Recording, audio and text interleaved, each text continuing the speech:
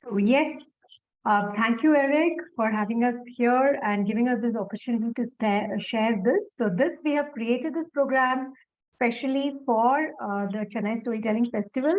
So I will spotlight my fellow storytellers in just a minute.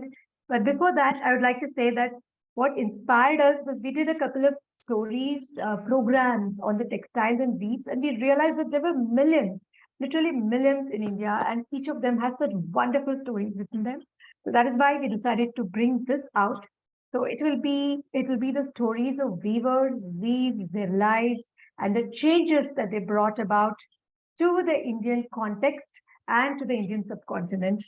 So with that, I'm going to spotlight my fellow storytellers so that we can introduce ourselves. So this is Parvati. Hi. Can you spotlight Gita? Yeah. Gita. Hi, Gita. The other day was when we were talking, you were humming something. Can you just sing that song? Yeah, it's my pleasure. சின்ன சின்ன இழை பின்னி பின்னி வரும் சித்திர கைத்தடி சேலையடி தென்னாட்டில் எந்நாடும் கொண்டாடும் சேலையடி சின்ன சின்ன இழை பின்னி பின்னி வரும் சித்திர கைத்தடி சேலையடி தென்னாட்டில் எந்நாடும் கொண்டாடும் வேலையடி தென்னாட்டில் எந்நாடும் கொண்டாடும் வேலையடி. Yeah, such a beautiful song. One of the songs we found for weavers. Now, चीनी चीनी बीनी चदरिया काहे के ताना काहे के भरनी कौन तार से बीनी चदरिया. Kabir Das, the mystic weaver poet, was weaving the fabric and he wanted to put the dyes. So he had some containers there. He had some iron shavings and some lac, and he made some bright red dye. He made a black dye, and he had this indigo and pomegranate rind, and he mixed them and made a beautiful red. And he had all this in his thing. And in another container, he had sandalwood and little rose essence, mixed it. You know why? He would put all the threads into these dyes, and that thread he would put in this sandalwood rose concoction, and so that the fabric would get a beautiful fragrance. And then he started weaving. He started weaving. He started weaving. And the public were watching. They saw the dots get converted to the potter, to the tanner, to the other weavers, to all the people there in Banaras. And they also saw the silver dots which were going, the Ganges which was flowing, without looking or discriminating the people there. Okay. All these people. Kabir Das finished his weaving and looked at his creation, spellbound. The charka, the spindle, all his tools also looked at the weaving, spellbound. It was just a beautiful piece of art. And then Kabir Das wondered and whispered, I have just used these cotton threads to make this. But he, the master weaver, God, he has woven our skin. How has he woven our skin? What warp has he used? What weft has he used? And with what fiber did he weave? What a beauty that is. He has woven the sky, the colorful sky, the orange and the hues of orange and red. And then he sang this. Jeeni jeeni beeni chadariya kahe ke tana kahe ke bharni kaun tar se beeni chadariya. Subtly, delicately he wove this wrap. What is its wrap, warp? What is its weft? With what fiber was this woven? Sai ko siyat maas das lage, tonk tonk ke beeni chadariya. He took 10 full months. Knock by knock, he wove this wrap. I'm Parvati Ishwaran from Katha Krafters, and I love saris, and I'm passionate about it. And every time I see a sari and I feel the texture, these Kabir Das words come to my mind. Subtly, delicately, he wove this wrap. What is its warp? What is its weft? How long did he take to make this sari? So beautiful, amazed with the craft of the weavers. Did I see God in them? And today, Katha Krafters, we wish to present before you Interwoven India, tales spun from the threads on the Indian looms. Stories of weaves of India, small, big, known, unknown, but surely interesting. This 1 hour will not be enough to justify the weaving society. We bring stories from across India and across the time of weavers, their hopes, their lives, and sorrows. Interwoven in them are stories told by the threads in the weaves and patterns. Let's now dive into this experience. Weaving, as you know, has been there for quite some time all over the world. And India, it has become an art. The intricate weaving is an art by itself. And here I would like to pause and share with you an anecdote. Just as you listen to our stories, this will be a food for thought. And maybe bring that little change in you. I had worn a beautiful handloom sari and had gone to my friend's place. And as we were talking, the maid who was mopping the floor, she came, wiped her hands on her sari because it was wet, and she came near me and looked at my sari, felt it, caressed it, and then looked at me and said, "What a beautiful handloom sari." And she spoke a lot about it. I was taken aback. I looked at my friend. She said that her maid was from the family of weavers. In their village, she and many like her had to leave their weaving professions and come to the city to look for a job. The weaving was not giving them enough support to sustain their family. See, every art needs appreciation in one form or the other for it to sustain. Katha Krafters is a coming together of 4 creative, passionate storytellers. We have in the group Anaka Prasad, Meera Venkateshan, Gita Subramanyam, and myself, Parvati Ishwaran. We have curated this program specially for you. Hope you enjoy. Meera, what have you brought from the looms? Weaving, Parvati, such a beautiful metaphor for all that we talk about, right? Coming together. Such diverse threads together and make something bigger than what they started off. See, that's why weaving is such an integral part of many of our folklore, legends, all parts of the country. But for the Dimasa people of Assam, it's more than that. It is a way of life. A thread remains with the people traditionally from birth to death. The first cloth that is put on a child when it is born is a hand-woven cloth. The best 80 silk threads.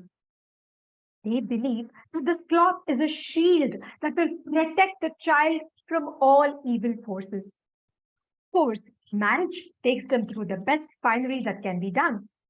And even more interesting, traditionally, girls in the family would learn to weave, not to provide income for the family, not as a profession.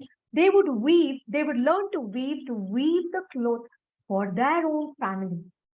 And even in death, when a person dies in that tradition, a thread is taken from their house to the cremation ground to show the continuity of life to death.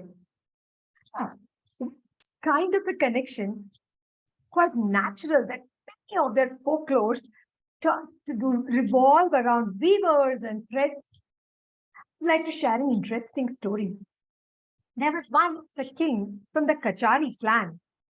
Now, the problem was that the river Brahmaputra was in spate. It was flooded and they had to somehow escape from there. What could the king do? They were on this bank, they needed to go to the other bank. The king picked up a sturdy roll of cotton thread, dyed red. Holding it in his hand, he threw the thread across the other bank. And then he told his people, walk across the thread, but don't look back.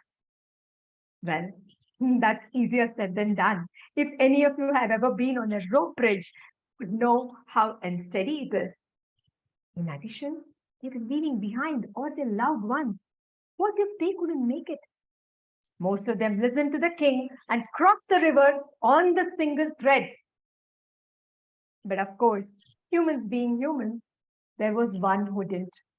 He stopped and looked back at the and the thread snapped.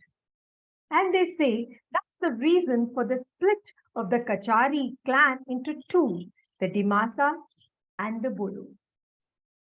Now, from the northeast of India, Assam, I'd like to throw the thread to Parvati and see where she is going to take us. Thank you for that. Now, let me tell you where I'm going to take you to.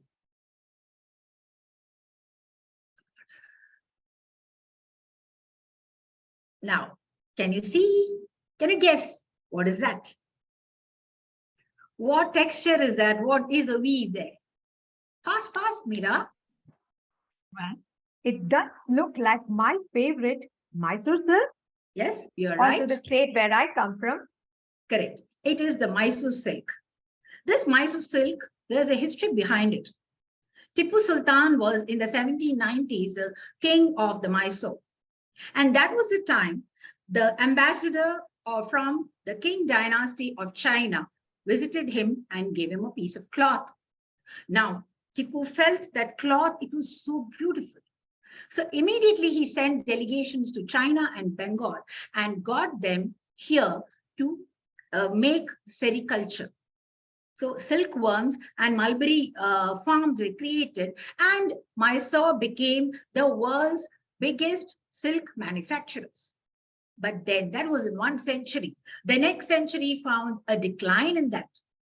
But then the King Wadayar of Mysore in the early 1900s, he had gone for a visit to the Queen Elizabeth's, Queen Victoria's birthday celebration, Jubilee celebrations. And there he saw the British Royals' beautiful material. He realized that it was made with a machine and he immediately imported from Switzerland 32 such machines. And then he revived this silk, this thing from the beginning. And today we have so much of Mysore silk, which is a one silk which is machine made, but still so beautiful. The thing about Mysore silk is it's a plain color to give that zari, that extra look. And the zari is 100% gold. Interesting, isn't it? Very interesting. I didn't know that the sari I love has such an interesting history behind it. And now, let us go on to a folk tale. Folk tale that talks about how weaving came onto the earth. Of course, there are folk tales about the origin of weaving in many parts of the world, and this one is one such from India. Bringing it to you is Gita Subramanyam. Shilpa, the porcupine, was fast asleep on the gambling river, flowed through the Mishmi hill. He was just sleeping on the rock. That is when he heard zoom, tak, tak, zoom, tak, tak, zoom. Where does the sound come from? Shiva got up and looked around. Tak, tak, zoom, tak, tak, zoom. Oh, Shiva looked at a girl. She was weaving a cloth on her loom. Tak, tak, zoom, tak, tak, zoom. She was the first weaver and her name was Hambril Mai. The goddesses Matai taught her how to weave the cloth. Hambril Mai was looking at the sky.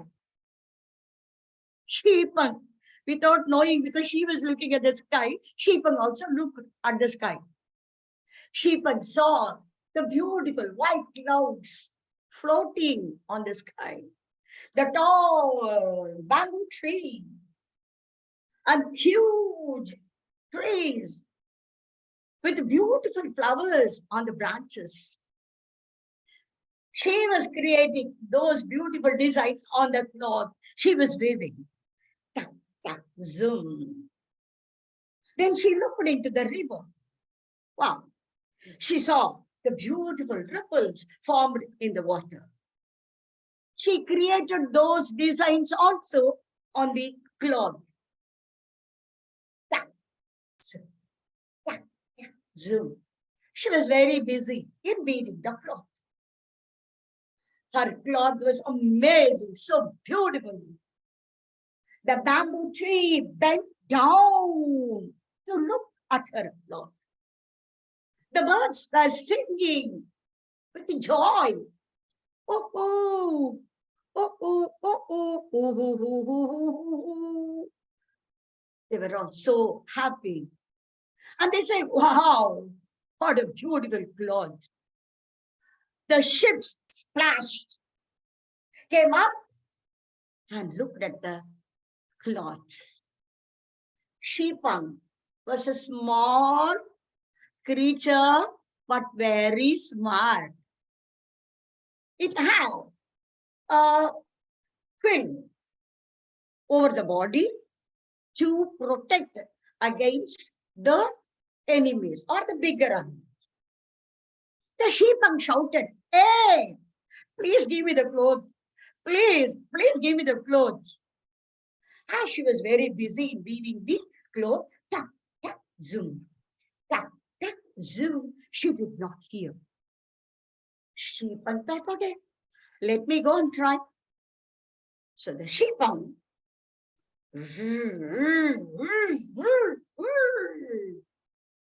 he shook himself. The quills shot out like a big thorns. Then Sheepang moved very slowly. 1, 2, 1, 2, 3. Very carefully and cautiously moving over the rocks to reach Hambril Mai. He just went close to Hambril Mai. She was just sitting and doing her work. And behind her was the cave. It was there she was living. So Sheepang thought, oh, she must be living in this cave. So there must be lovely clothes inside. Let me go and see. The sheep wanted to go inside, but unfortunately, there was a big rock blocking at the entrance of the cave. The sheep did could not. Again, sheep cried. Suddenly, taka, taka, taka, taka, taka, taka, taka, taka, the rock at the entrance just rolled. And there is a big noise came. Splash! Sheep did not know what is happening. Sheep went and looked into the river. Oh my God! The rock has just pushed Humbrima into the river, and even her loom was broken into pieces. Sheepan was feeling very bad. Sheepan was saying, please come back, please come back. But there was no answer from Humbrima. The birds were so sad. They kept quiet. The fishes dived deep back into the water. Oh, oh, oh. Humbrima and her clothes are no more. Gone, disappear.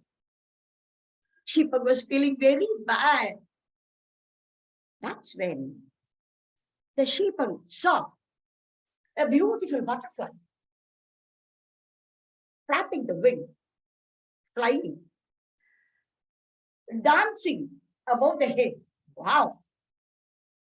Wow! What a beautiful design.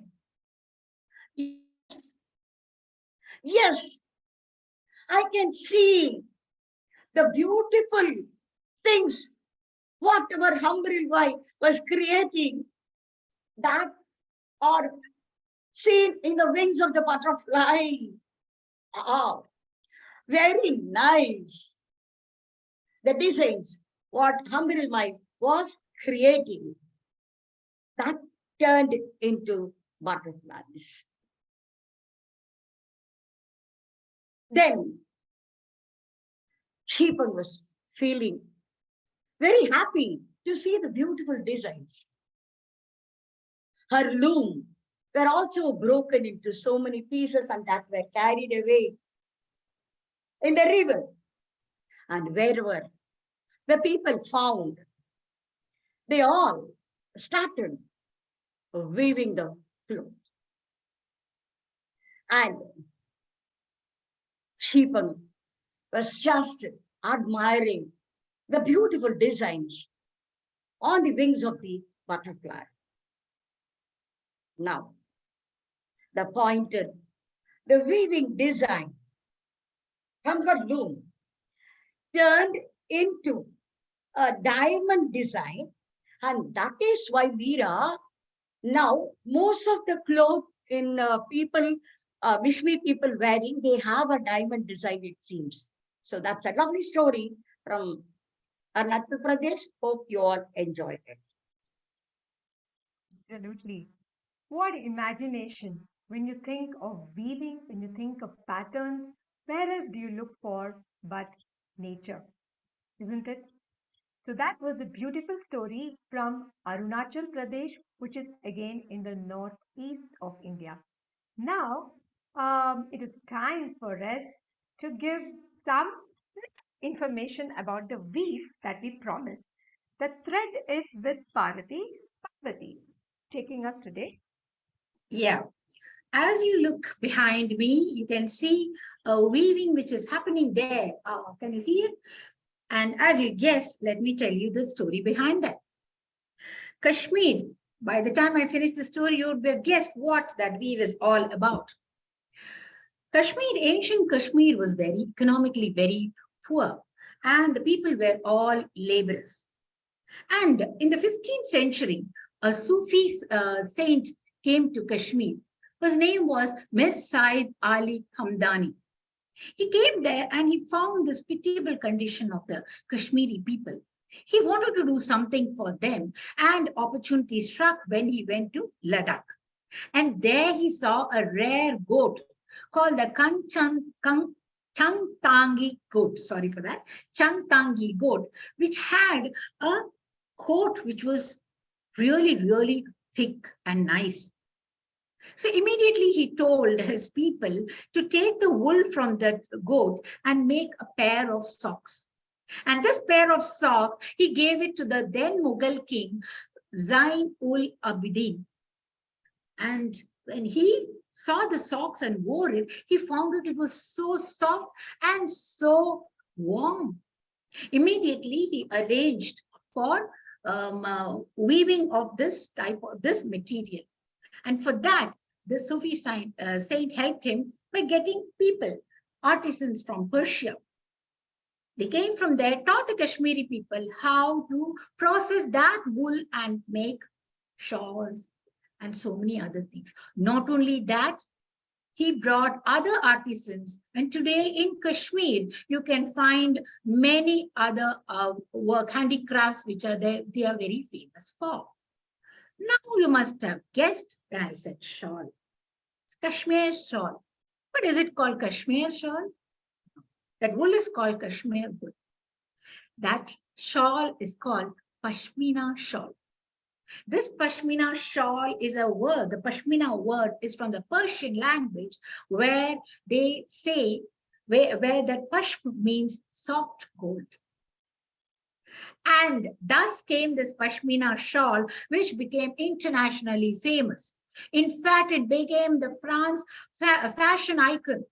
Napoleon Bonaparte gave to his beloved Josephine, who initially thought, what big thing. But once she had it over her, apparently she had so many Pashmina shawls. And there is another interesting information which I got was the British, the 1846 clause, they had mentioned, because that time Kashmir was under their control. Every year, Kashmir had to send at least 3 Pashmina shawls to the royal family.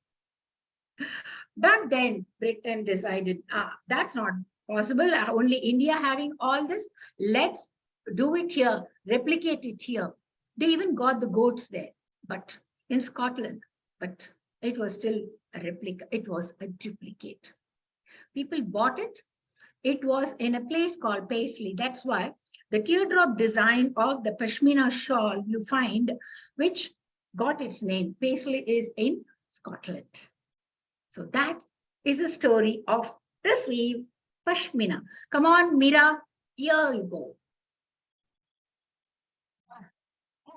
I'm not going to move too far away from Kashmir, just a little bit north to the land of the 5 rivers, Punjab. I'm not going to talk about a weave from there, but rather a thread work. Traditionally, for an Indian girl, her mother's place has held a very special place, isn't it? Maybe because it is the time before marriage when responsibility is still not on her head. She did have to do work, but she was not responsible for the care of other people. It was a carefree, happy life. In any part of the country, they call it Maika, Makagar, Tavarumane, whatever it is called. That's so it was in Punjab too. And in Punjab, when a girl child was born, of course, there will be food, there'll be drink, there'll be dance, there'll be music, there's merriment, and everything. Hmm. In addition, the grandmother of the baby girl pick up a needle and a thread. Sorry, a needle and a thread. That's right, a needle and a thread. And she would start embroidering the odnis and the dresses for her granddaughter, not for the baby, to be given to her the day she got married. A gift from her own house, which she would treasure forever and ever and ever. Interestingly, many other traditional works Throughout India, the patterns were inspired by nature. So you would find pattern names like Gobi Bagh, Pudina Bagh, or rather the garden of cauliflower, the garden of Karela, names of animals, even rolling pin and ghara or pot, Fulkari, an art form straight from the heart of the women, filled with love, and that is something that would stay with the girl forever through her life to be treasured. In fact, there is a Punjabi song which says that a woman is truly worth her name only if she knows how to do the pulkari, traditionally done with silk thread on khadar cloth. Of course, today the pulkari is a very popular form of embroidery and is done on many different forms of cloth. Now, that was the story of pulkari and love. Now, we just we heard from Gita Subramanyam story of how weaving was born. Let's move forward. Look at the weaver established themselves as someone not just a hard worker but a smart worker. Bringing us this story is Anaga Prasad. Yes. So this weaver, the story that I'm going to tell you is from the place of Ganges, Banaras. And we all know Banaras is famous for Ganges and for their brocades, for their bulls and the Brahmins. The Brahmins thought they were the super intelligent ones. The bulls roared the loudest, and they thought that the weavers who did the lovely brocade, by the way, I'm wearing a vintage, maybe like a 70, 80-year old um, Banaras brocade sari. So, this is what the weavers weaved. But the Brahmins thought they're all very dumb, not clever at all, and all they knew to do was to weave, and they should not be living with the other people in the city. They should be in the suburbs because their stupidity might be infectious and everybody can turn stupid. So all the weavers who wove such lovely brocades were in the suburbs. One day, the king of Banaras, Brahmadatta, was in his court. The prime minister came running and whispered, I think we are in trouble. Why? What happened? The Mongols have sent us an envoy. So what? And what's the trouble in that? Just bring him in. No, no, no. You know what he says? He says that he will not speak. He's going to give the message in a sign language and we are supposed to respond. Oh, okay, okay. Just bring him in and tell him we're going to respond and answer his question tomorrow. Our clever Brahmins will help us. They got the envoy, and everybody in the court started looking at him. What is he going to do? He came, stood right in front of the king, and took out a red color chalk, drew a circle, and drew the throne of the king there and bowed in front of the king. The interpreter who had come along with his envoy said, we shall come back tomorrow for the answer to this question. And they left. Everyone in the court were puzzled. The king said, well, Prime Minister, do you think you know the answer? Well, I think I know, Your Majesty. You are the center of the whole universe. That is what it means. Nonsense. You think I'm so dumb? You think the Mongols would have sent an envoy to tell this? I think there is some threat in this message. But we need to find out. They asked everyone. The Prime Minister went and inquired every Brahmin, the Pandit there, who were the so called scholars. They said, we are here to interpret the scriptures, not sign language. Sign language, go ask the bulls. The king said, so did you go and ask the bulls? Prime Minister said, "Stop sneering at me." I did, but the bull just nodded and came and hit me. Well, the only people who are left are those brocade weavers. Go ask them. Your Majesty, I know you are a little stressed and you are a little nervous that we have to give the answer. But we can't go ask those fools, right? They're the only people left. We have to ask every person. The Prime Minister just ran to the suburbs but couldn't find any weaver there. For they're all left Banaras and they were living in the outskirts. They started asking every person if they knew the answer. The Prime Minister was really tensed and nervous. And as he was walking around in the streets, a watchman came running to him and said, "Prime Minister, I think I know the person who can give us the answer." "Well, then bring him in. What are you doing?" No. That fellow, he says he will not come. The king has to come to him to know the answer." What an arrogant fellow. Who is he? Well, he's a brocade weaver. Oh my God. But they're all fools. No, not this one. This one seems to be a genius. I went to his house and I knocked. I opened the door and I saw that the cradle was rocking on its own.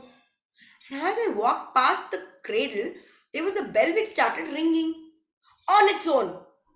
Then I went to the backyard. I saw that there was a small field where corn was grown, and there was a willow which was waving its hand, but there was no wind around. That was also on its own. I just said, "Who is the owner of this house?" "Hey, I'm here in my workshop. Come, said the weaver. I went there, and he was sitting with his hands crossed, and the loom was working on its own. Then I figured out that he had created a machine which runs on the current of the river where his house is, and all the other things which were happening on its own is due to this machine. The Prime Minister said, "Have you also gone nuts because you went to his house? A toy maker, a machine maker can give us our answer?" No. I told him all that has happened. He said, "I can bring me the king." I said, "Are you sure you want only the king?" He said, "No, Prime Minister will be okay." "Couldn't you tell this before? Come, let's rush to his house." The Prime Minister and the watchman rushed to the weaver's house. I said, "What's the answer?" "Well, come tomorrow. I will come with you to the court and tell the answer." Do you think it's a joke? You know that the reputation of our king is at stake. Trust me, just come tomorrow. The Prime Minister didn't know what to do. He just had to follow his instructions. Morning he came and the weaver had a bag in his hand. "What's this?" "I have some things. Just come, let's go to the court." They went and sat, and the king looked at the weaver and said, "Do you have the answer?" "Yes, Your Majesty." "What is it?" "I shall handle it." The envoy came. He looked at the king. The king looked at the weaver. The weaver looked at the envoy, took some knuckle bones, and put it in the center of that red circle. The envoy looked at the knuckle bones, got up from his seat, took a black colored chalk, or maybe a charcoal, and drew a circle closer to the throne and looked at the weaver. The weaver took a fiddle, a toy fiddle, and started fiddling a tune. The envoy, in return, took some seeds and just put it in the circle. Our weaver, from his bag, took a small little bird and left it out of the cage. And the bird went and pecked on the seeds. The envoy didn't know what to do. Well, our and then the envoy took out a chain and he put it down those medals that are there on the army men. Our weaver just went, picked up the badge, took his needle, and pierced it. Immediately, the envoy and his interpreter took out that needle and examined it. Just looked at each other and bowed to leave. Our weaver just called out to them and went and handed over a walnut. The envoy took the walnut, it just broke open. And inside, there was just a dewdrop. Everyone was thinking, what is this weaver? Till now, we thought he's clever. Now he's proved he's a fool. And before anybody could even think further, that dewdrop started opening up, and 10 yards of silk, which is 10 yards wide, just flowed through. He went and gave each of them one walnut each and bowed. The envoy bowed and went. Everyone in the court were dumbstruck. King just looked at the weaver and said, "What did you just do? We don't understand anything." Well, he drew a circle saying, "You are in threat. We can come and attack you." And I said, "This is like a plaything. What are you even talking?" For which he drew a black circle saying, "We will come closer and attack." I said, "Oh, is that so? I can just sing along and dance along and fight you." They said, "Seeds. I'll bring my armies that you can't do anything." And I just put a bird which says, just one bird is equivalent and they can just demolish your army. He just took his badge and put it saying, "Oh, you think you can fight an army? I mean, you can fight the army which is filled with such brave men?" I just pierced it to show my needle, and when they examined it, they figured out that a needle which is made of steel of this quality, which can pierce our badge, can also make weapons which will demolish us. And they were about to leave. Yeah, they were. And you gave that walnut. What? What was that for?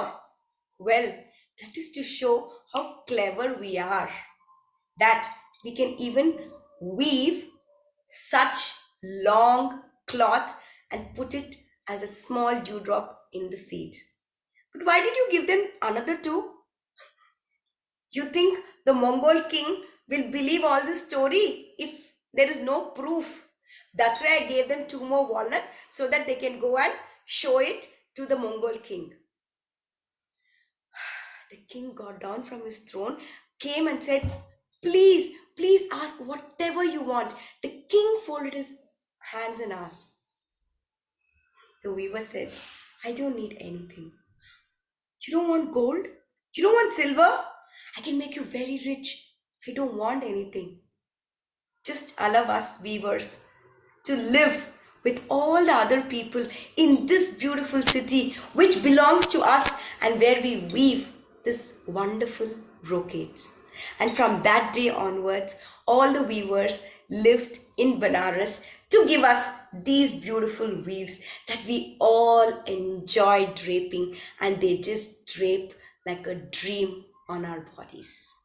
And you know the Kabir saint, whom Parvati was mentioning? Well, he was a weaver too. I will just read out his quote and what he said. "The wisdom of the learned comes from the opportunity of his leisure. The wisdom of a craftsman comes from the perfect mastery of his craft." And he chose to become a weaver for earning his daily bread while he was a wonderful poet. Isn't this a wonderful story to show how weavers are extremely clever to be able to weave? And I don't know what all they use: maths, physics, chemistry, mixing of colors. Just beautiful. Isn't it, Mira? What do you say? Amazing.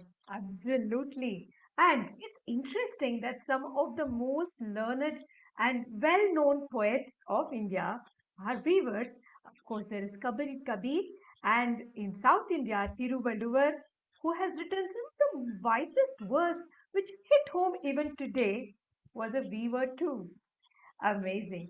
So probably it's something about the craft that gives them the hours of mindfulness, the hours of patience that go into creating each wonder, that gives them the space to think and create.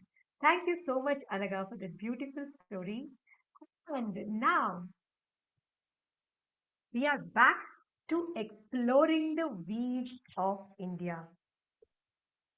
Do you think it is in my background? The image does no justice at all to the fabric. Muslin. Muslin of Dhaka. It was like a dream fabric. So soft, so thin that it was see-through. There is a famous story that Emperor Aurangzeb was very angry with his daughter, Zebul Nisa. He chided her, "How dare you walk about in the court wearing nothing?" Because fathers haven't changed much over the years. Zebul-Nisa told her father, "But father, I'm wearing 6 layers of muslin. What do you suppose I should do?" That was Dhaka muslin. And what made this so special was the specific type of cotton that grew on the banks of the Meghna River. Only that particular cotton could bring out this quality of cloth. Yes, muslin was pure cotton, yet it had the sheen of silk. There was a 16-step process that needed to be done to make the cotton into the cloth. It was very laborious. It needed the right temperature, the right humidity, and the right craftsmanship, and the right artistic thinking. And that was where it was in India. The lightest of the cloth, often called woven air, became so popular in Europe that many of the noble ladies of Europe of the day, including the Queen, the French Queen, wife of Napoleon, and Jane Eyre, many of the socialites would love muslin. The British East India Company's main one of the main trade was muslin and spices. This cloth was exported from our country to Europe. But then there is need and there is greed. The British East India Company saw this as an opportunity to make money. They squeezed the weavers dry. They were asked to make more cloth in less time. Their pay was reduced. Now, muslin doesn't give itself to hurry. It takes its own sweet time, just like any masterpiece. And so these poor weavers, unable to push back, accepted the pay and accepted the hard deadlines. Many like the IT workers of today, but yes, they did. And the result was they got into a debt trap. On top of that, Britain was paying its huge quantity of machine woven cloth into India. Cheap, durable, and made in Britain.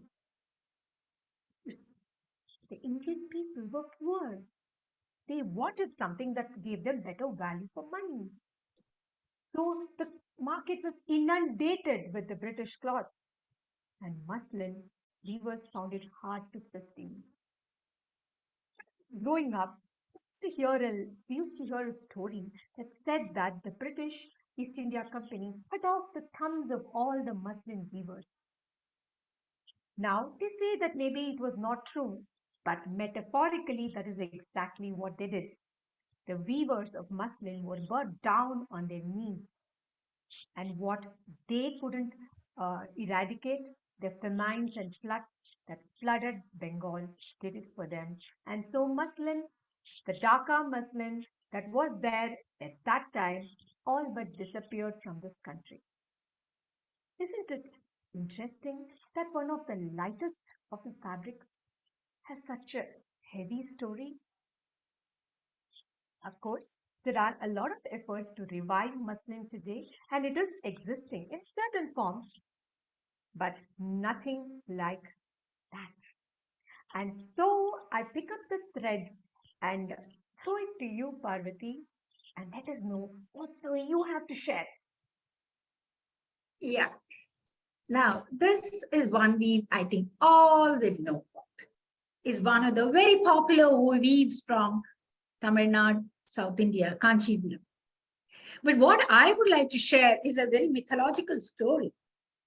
These weavers are called, they are the Devanga weavers who came from Andhra Pradesh during Krishna Devaraya's time to Kanchipuram, and they settled there. Now, the story behind this is Brahma had created Manu, and Manu was a weaver of cloth, and he wove a lot of cloth for the devas as well as for the men. Now, he was so virtuous that one day he had to go to heaven. And now the devas and men didn't have any weavers left. The devas had to wear the clothes, leaves as clothes to cover themselves. This was too much for them. They ran to Brahma and said, please help us. Lord Brahma took them to Lord Shiva and told them this situation. Lord Shiva just smiled and he created a spirit from his body. From his body, he's a deva. From his body, a deva anga. That is a part of my body is the spirit. That's how it is deva anga. So he created the spirit and then told the spirit asked, why have you created me? You go to Lord Vishnu and take the fiber from the lotus which comes out of his navel and weave cloth. So Devanga did some penance and got to Lord Vishnu. Vishnu gave the fibers from the lotus and also taught Devanga to weave. And Devanga wove one cloth for Vishnu, which was Vishnu was very happy with that. See, Vishnu loves silk and Shiva loves cotton. That's another story altogether, but just with information for all of you. And now this Devanga, then Vishnu told Devanga, now you go to the forest, take the fibers from the trees and everything and start weaving clothes for the devas and for the men. Devanga created some 10,000 such weavers and all of them went to the forest to pick up the fibers and start weaving, and they started. And it was one of those days when, or the nights when Devanga was coming, when he was cornered by an asura. And he took the help of Vishnu and Chamundeshwari, and 5 asuras were killed. Now, what did Devanga do? Now, this is very interesting because I feel this gives the idea of how colors came into this weaving. So what Devanga did is, he found that the 5 asuras had 5 different colors of blood: white, red, green, black, and I think it was blue. Not sure. Sorry for that. I just forgot about it. And he dipped these threads into them, and those colors came. And those, the descendants of this Devanga are the Devanga weavers who are there in Kanchipuram.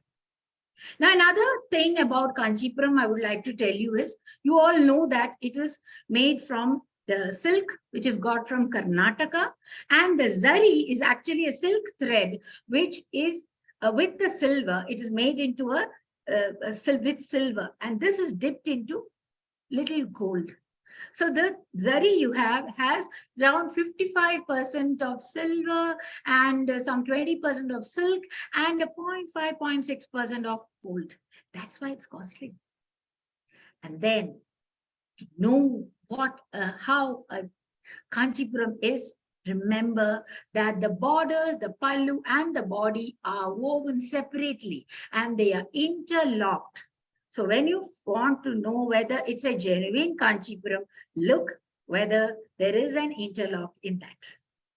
So there is a little information about Kanjipuram and the Kanchi sarees. From an expert in Kanchipuram sarees, Nothing like that. Parvati I love sarees. That's its top. Absolutely. And now, from something as rich as Kanchipuram, I would like to tell you the story of something that you could say is exactly at the other end of the spectrum. Please travel with me on this story.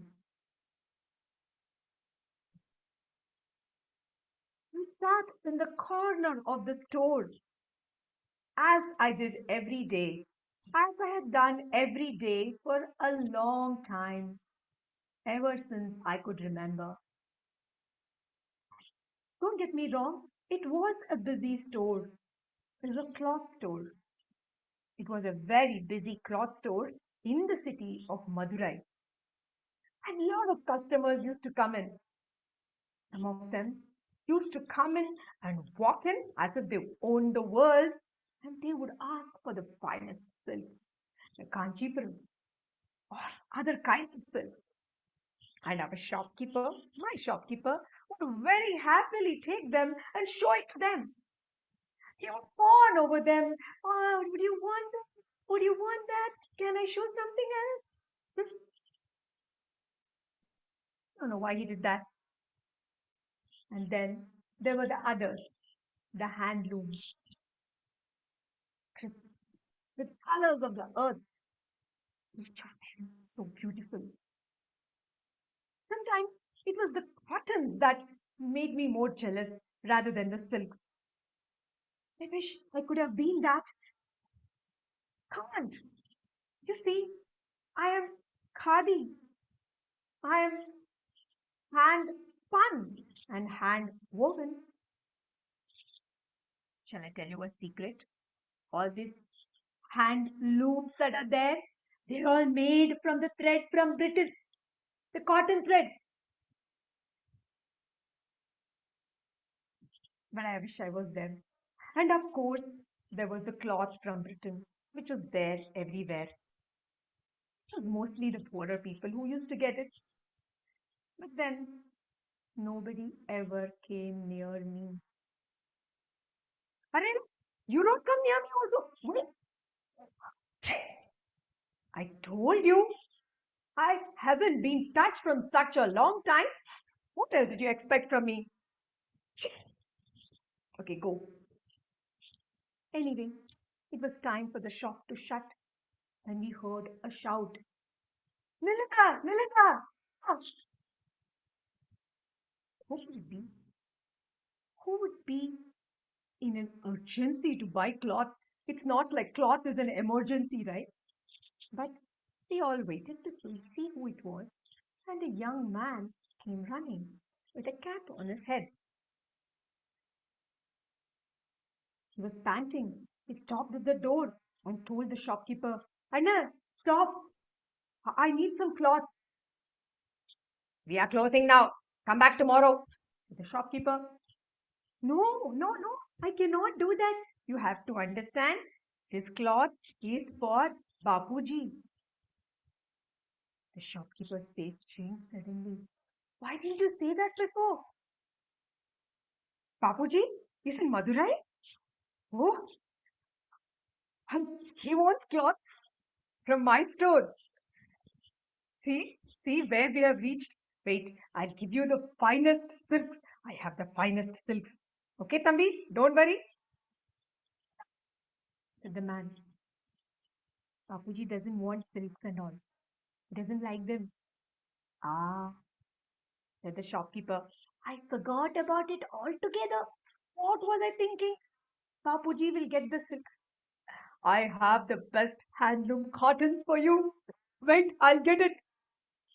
No one, said the man. He says they all have threats from Britain he doesn't want. Hmm.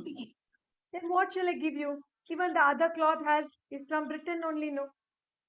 What do you want, Tambi? Tell me clearly. It's time for me to go home. Do you have any khadi? My heart stopped. Was this someone who was looking for me? After all these years? I had heard about Bapu.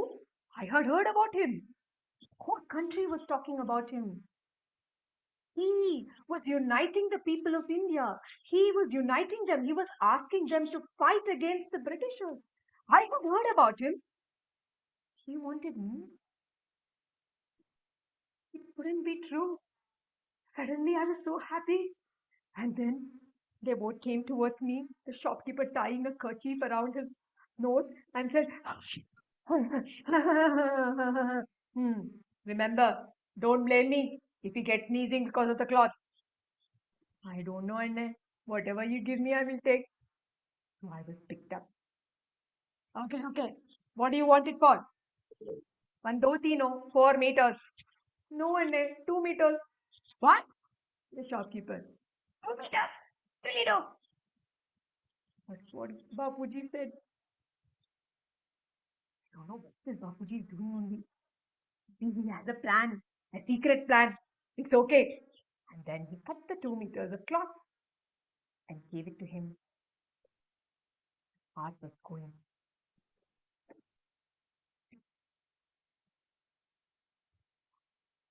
Okay. It was. So he took me to a house and went upstairs on the stairs and knocked on the door. I was going to see the man whom the entire country was talking about. Me, the humble, hand-spun, hand-woven cloth. It couldn't be true.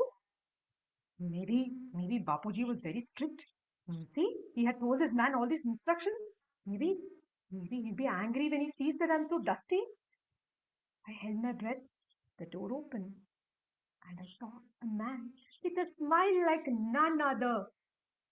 Oh, he smiled down at me and said, "Ha, you got what I wanted." I took it from the boy, and then he went to sleep. The next day morning, when he woke up and picked me up, I saw that something had changed about him. He had shaved off his hair completely. Why did he do that?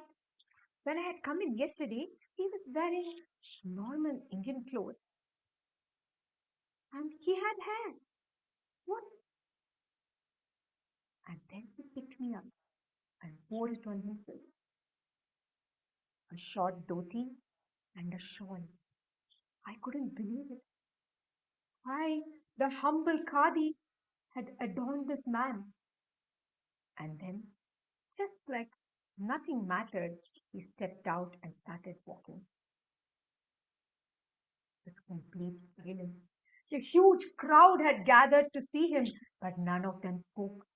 Everyone was wondering, why this change? Why this change? And then someone asked him, Babu, what is this? At least, why are you wearing such a short dhoti? The too of this material, it looks so dirty. Babu smiled at them and said, my dear friend, this cloth is made in my country. It is fully made in my country. As long as we depend on another country for our finance, for our economics, we can never be free. I went through the country. Last year, I saw so many people struggling to have 2 sets of cloth. And then I told myself, if I dress up in such luxury and I talk to them about what they should do and what they should give up, it doesn't make any sense. I should be like them, to talk like them, to talk to them, isn't it? And remember, khadi is expensive. So the least amount you use, the best. And I'm going to start weaving my own cloth and spinning my own cotton and I ask my entire country to do that. He told him, you give me a charka to weave, to spin khadi in my hands, and I will give you freedom in yours. That was what happened that day in 1922 in the city of Madurai. The day Gandhiji decided to leave all his other clothes and be only in his short dhoti shawl, that too made only of khadi. And I was witness to it. I was witness to it as huge fires were lit, just as he had asked, and people threw all their possessions into the fire as if it didn't matter. I was witness to our freedom fighters fighting so bravely, withstanding the blows and the hard life to fight for the country. I was also witness to our national flag, the Indian national flag, being hoisted on khadi, made of khadi, and waving in the air. And I was also witness to someone singing a song. दे दी हमें आजादी बिना खड़ग बिना ढाल साबरमती के संत तूने कर दिया कमाल. O great saint of Sabarmati, you brought about a miracle which no one could, and I salute you for that. Thank you. Wow. That was the story of Khadi, or that story of how Gandhiji picked up Khadi after a lot of deliberation and how he used it as a weapon for independence. Wow. Wasn't that such a beautiful story?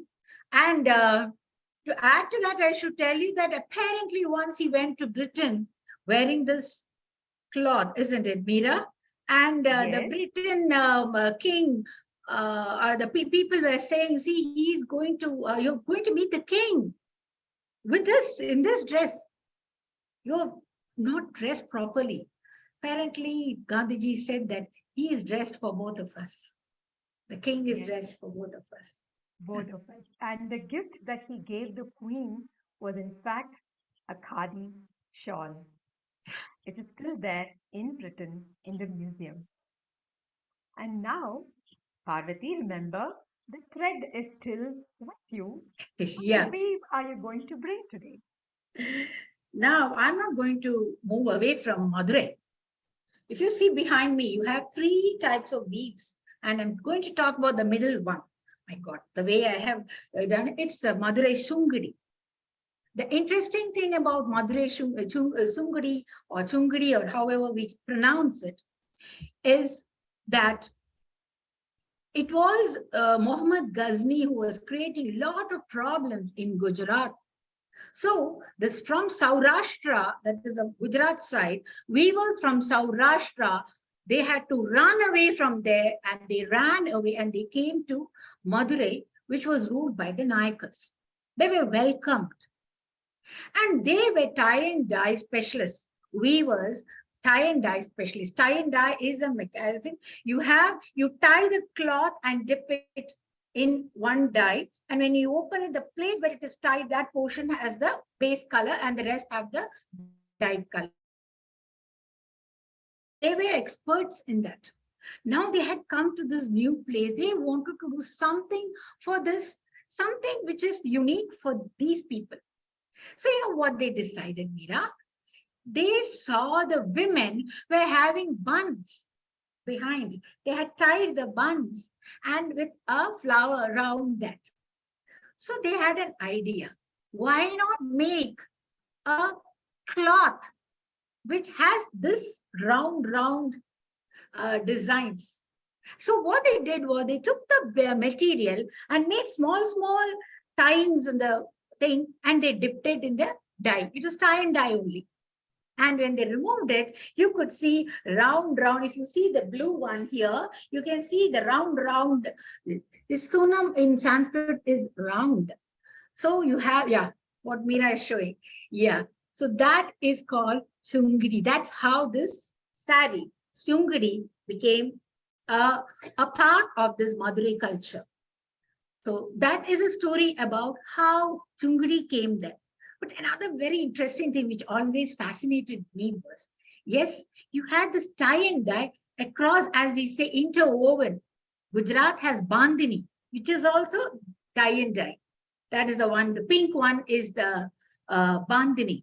That is also tie and dye. And can you guess what the other one is?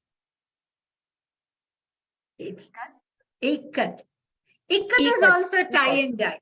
Now, what is the difference between that is, in the Bandhani and Chungri, the fabric is first made and then the pieces are tied and dipped in the dyes and they get the designs.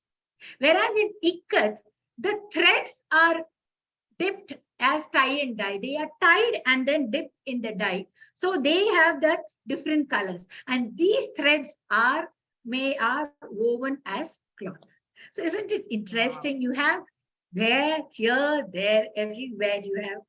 The weavers have moved all over the place and making such different, unique weaves in that particular place. It's really enjoying. Now, Mira, shall I throw it? You have Yes, another one? of course. Yes, I Yeah, take it. wow. Okay. So now, Sari, can anyone guess what this is? Some of you may know. This is Maheshwari from a fabric from Madhya Pradesh. Weave from Madhya Pradesh, the center of our country. Now, also has a very interesting story as with many other fabrics because after all, we are all humans and humans are made of stories, isn't it? Right. So, was a young girl, Ahalya Bai, when the Peshwa of Malwa, Malhar Rao Holkar, saw this young girl playing in her village. He was immediately taken in by her devotion and confidence. The way she carried herself and the way she spoke. And so, this 10-year old girl, he decided to take in as a wife for his son, Khande Rao Holkar. And so Ahalya Bai became the queen of the Peshwas. Right? It's good, mostly for Ahalya Bai, but not without its challenges. When she was very young, her husband Khande Rao Holkar died in battle.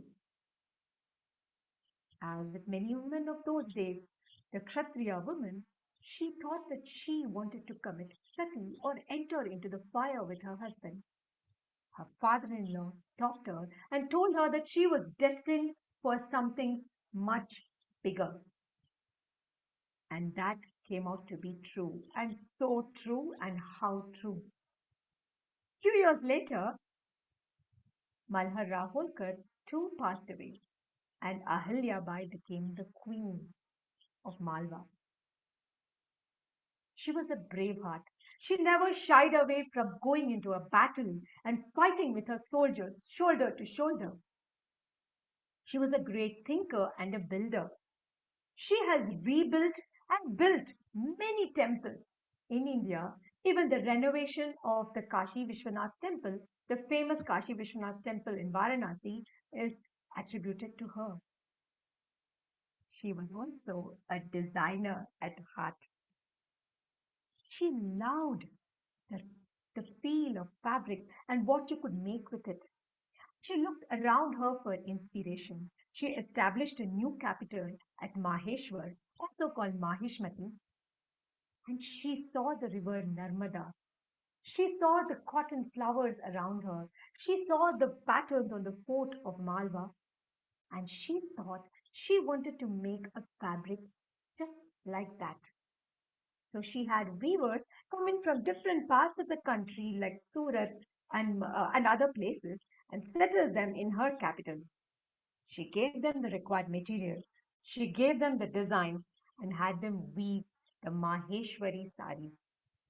Traditionally, this cloth was used mainly for the 9-yard Nawari sari, of which the Maharashtrians wear, and also the turbans of the Peshwas. The saris have to be soft and stiff at the same time.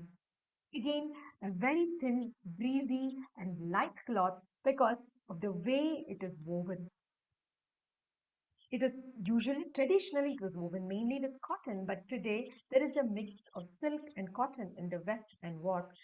This sari is very much in demand today because Ahalya Bai was also a great businesswoman. She not only wore it herself as proof of the pudding, but she also gifted it to all the royalty who came there. And so the Maheshwari saris reached far and wide. And they have been revived and they are very popular again today. Just like the saris, the Kasavo saris from Kerala, but Parvati has a very interesting story she wants to share, not really about the saris themselves. Can you please tell us, Parvati?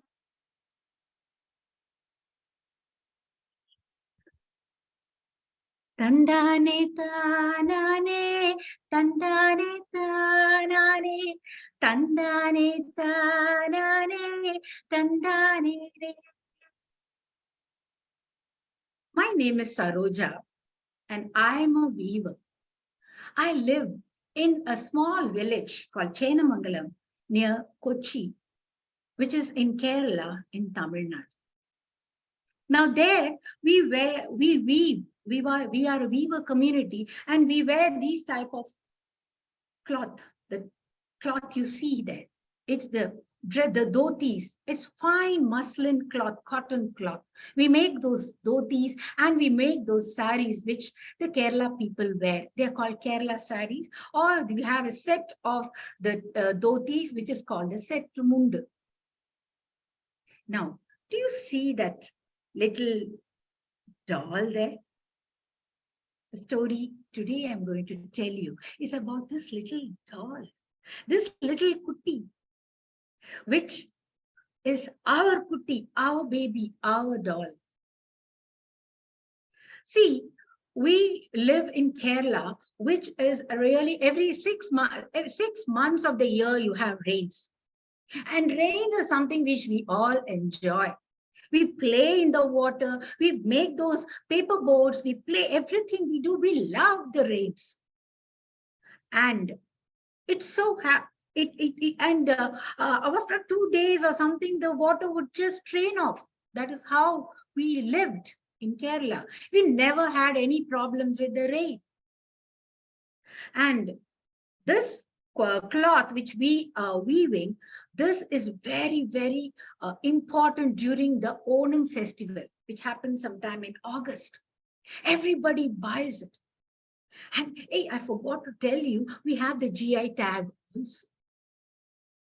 And it was 2018. We had stocked a lot of this cloth, the dhotis and the saris, because Onam was there. Coming next 2 weeks, we have Onam. We were ready. We were weaving and weaving and weaving, making so many saris. And then the rains came. Of course, rains come. Kerala, that's never a problem. But 2018 was different. It was totally different because the rains were non-stop and there was water rising. And for whatever reason, the dams were all opened and it flooded. 2018, we saw, in 100 years, we had never seen floods in Kerala. And 2018, we had floods. Floods everywhere, water everywhere. And we had to go out of our houses. We went to camps, various camps, and we went and stayed there. We saw the army people, the other people, the police, everybody were going here and there and rescuing people. It was such a scary time then. After 2 or 3 days, we went back to our houses. We went back to our houses and we found that water was there in the house and everything had been destroyed. It was wet all over the place. We somehow managed to make the house okay, proper. And then we decided, which now let us go to our weaving place where we have to, now the Onam is going to come, we have to sell all those goods. And all of us weavers, from all of us, we went to the weaving place and we opened the doors. No, oh no. Water had entered our weaving units and all the cloth, all the saris, all the dhotis were all wet, dirty, full of mud. What shall we do? What shall we do? How will we move forward? This is our bread and butter. It's gone. All we can do, looking at that, was we have to burn them. All the weaving, all the cloth, we had to burn them. We have no other choice. Where do we get the money? What will we do? A future. What is it? We all stood. And that was the time two people came. One lady and one man came. And they asked us, what are you going to do? What can we do? We have to burn them. Can't you make anything new out of this? The lady asked. Was she joking? Is this a time to joke? What are you talking? We can't do anything. And then the lady said, can you just wash it, dry it, and give at least 5 of those saris? Okay, we can. That is not an issue. Please don't burn anything. Please don't do anything. Just give us 5 saris. And the next day, we gave them 5 saris. We washed it, dried it, and gave them the sari. It was still soiled, okay? It was not brand new. The mud, it's so difficult to remove it. But the lady smiled and took it. And the third day she came. Both of them came.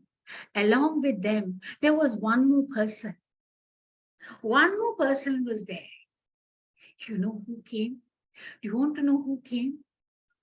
This, now where do I should say? This little doll came. And that lady came and gave this doll and said, this is Chekutti. I asked, Chekutti? Yes. Chenamangalam Kutti. Kutti means small kid in Malayalam. Kutti. Doll? For me, the doll was, I have seen dolls with blue eyes, curly hair, brown hair, and smiling, and the cheeks big. But this is a doll? Yes. But then I looked at the doll and I saw hope in those eyes. Hope in those eyes.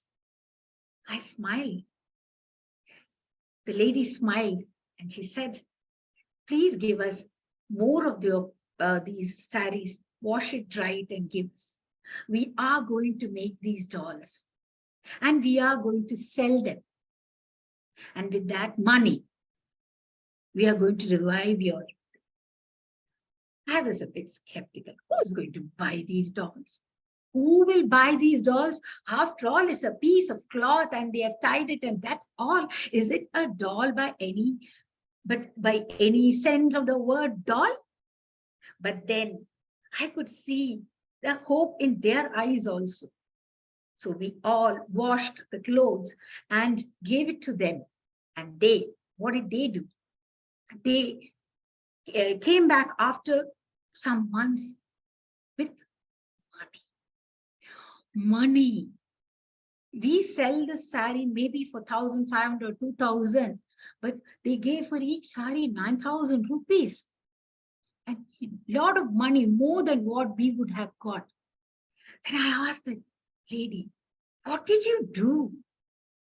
She said, we had a lot of volunteers who wanted to make these dolls, not only in Kerala, all over the world. was crowdsourced, and we had people wanted to volunteer. It was priced at 25 rupees. People were willing to give us more than 25, but we wanted only 25 for each doll. And people were volunteering to make it, not only made those dolls, but drew on that.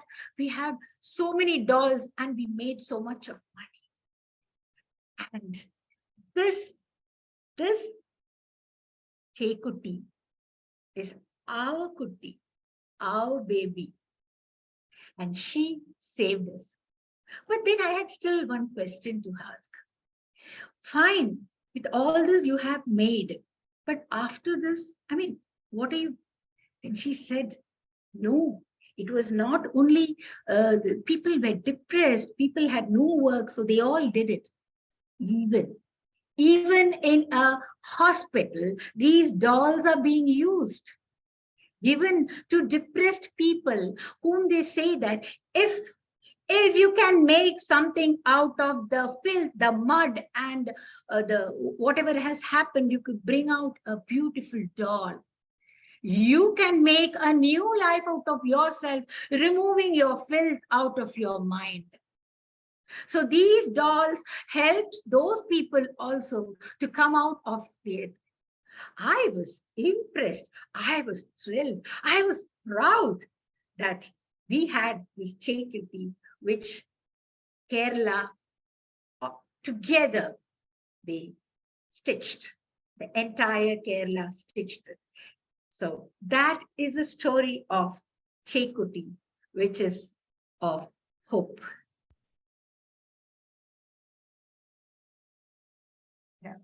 That brings us to the end of this program. Interwoven, tales that the threads from India tell. We had a lot of fun and we found it very informative creating this program. And when we looked at it, when it was done, we found that it traveled all the way from the birth of weaving to how it grew to its rise in status and its renaissance and rebirth. So I hope you all enjoyed hearing these stories from us. 1 minute. Yeah. I just want to tell you that the story which I narrated was an original story written by my friend Vishnu Priya. So she, with her permission, I have narrated the story based on actual facts. You can go to the internet, you will find everything about Chekuti. And the story was written by Vishnu Priya. Coincidentally, the same story was told in Malayalam by Vishnu Priya last year at Chennai Storytelling Festival.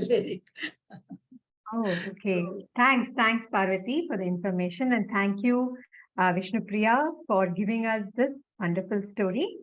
And yes, as I said, with that, we come to the end of our program, but we would just love to hear from you. I know it's really late in India, and all of you will be waiting to log off and retire.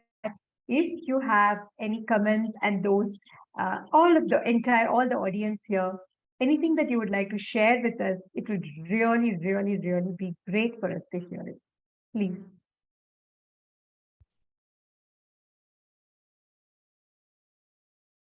So I think it was a very, very beautiful session. I love the stories that you had brought out. Some of them were very new, Chekuti, for example, and I never knew the mythology behind Kanjivaram sarees. So thank you so much for that. I know what Parvati is wearing. I know what Anaka is wearing. What are you and Gita ma'am wearing, Meera? I think I am not a very savvy person on that. So, so I'm probably wearing, it's a mixed fabric. It's silk cotton mix is what I know. I'm sorry. Lovely. What about you, Gita ma'am? Yeah, I think this is also a Kanjivaram silk saree only. Kanjivaram silk. Fancy looking, that's it. Lovely. Kanjivaram only, yeah. Okay. Anaga's is Banaras and Parvati's is Venkatagiri. All right, lovely, lovely. Next time I'm wearing my saris, I'll remember your stories. Thank you. Thank you. Thank you. Thank you so much, Lavanya. Anyone else Meena? wants to share? Judy Yeah. has something to say.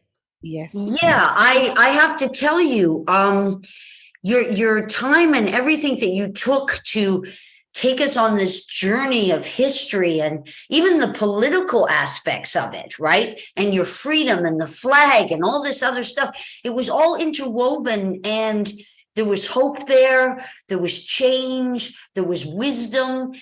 I will never look at a story that so simply again, and I will also never consider weaving.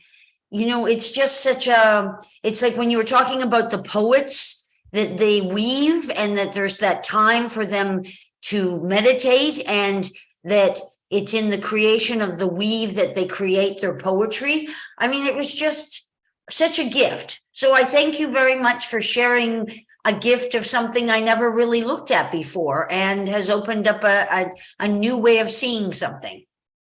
Thank you. Thank you. Thanks a lot, Judy. Thank you. It really sums it Nina. up very beautifully. Yeah, yes, please. Yes. Yeah, I'm Nina. You just wove stories and emotions into intricate designs. And I'm reminded of Khalil Gibran, who says that, you know, when you work with love, it is to weave the cloth with threads drawn from your heart.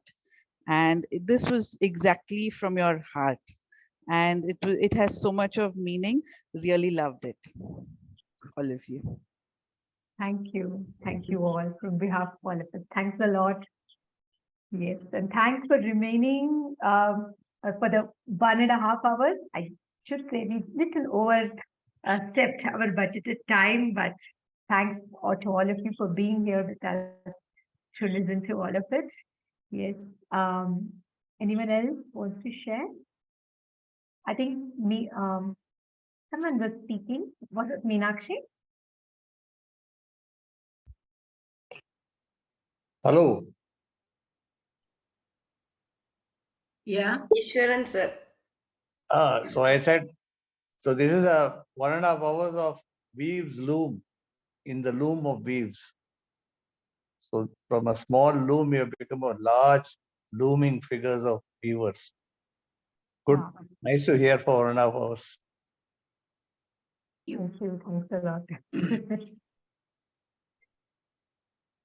Okay. So yes, please do continue to share your thoughts. Definitely, I think when the recording is available, and we are all available on Facebook. And please do share your thoughts. We'd love to connect with you also. And thanks a lot, Eric, for giving us this opportunity. Yeah. I should say this was a last minute entry from our side, and thank you for accommodating us and giving us an opportunity to weave this program. Thank you. You did a wonderful job. Thank you. Thank you very much. Thank you, Eric. Thank you.